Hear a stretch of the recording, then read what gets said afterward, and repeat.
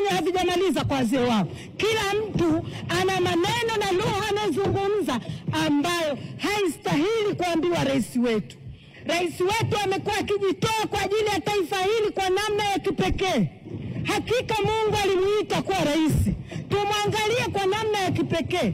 Toka siku yake ya kwanza wakati inatunga mimba yake, Mwenyezi Mungu alijua kwamba anamtengeneza rais. Taka kwenu mwende mkakomeshe vitendo vinavyoenda kufanywa ndani ya mitandao kumdhalilisha rais wetu.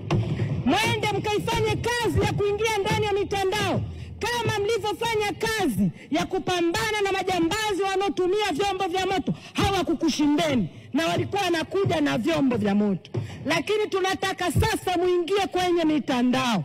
Kazi iliyokuweko kule, vitoto vidogo hata kunyonya havijamaliza kwa wazee wao. Kila mtu ana maneno na lugha anazungumza ambayo haistahili kuambiwa rais wetu. Rais wetu amekuwa akijitoa kwa ajili ya taifa hili kwa namna ya kipekee.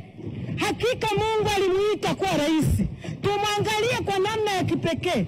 Toka siku yake ya kwanza wakati inatunga mimba yake, Mwenyezi Mungu alijua kwamba anamtengeneza Rais Samia kuwa rais wa Tanzania. Alijua fika kwamba huyu ninamtengeneza kuwa rais. Ndio maana akawa na roho ya uvumilivu ambayo hata sisi viongozi tuliokuweko humu tusingeweza kuvumilia. Alimtengeneza kuwa mwanamke jasiri. Kati ya vitu ambavyo tunajivunia pamoja na ujasiri wa mama yetu kuweza kuvumilia hali inayoendelea.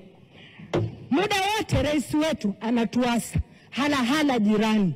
Tumevumilia majirani, lakini imefika wakati mama, tumeshindwa watoto wako kuvumilia. Tumeshindwa. Hatuwezi. Hakuna mtoto anaweza kusubutu kuvumilia kumwona mzazi wake anatukana. Hakuna mtoto anaweza kukaa kimya kumwona mzazi wake anatukana.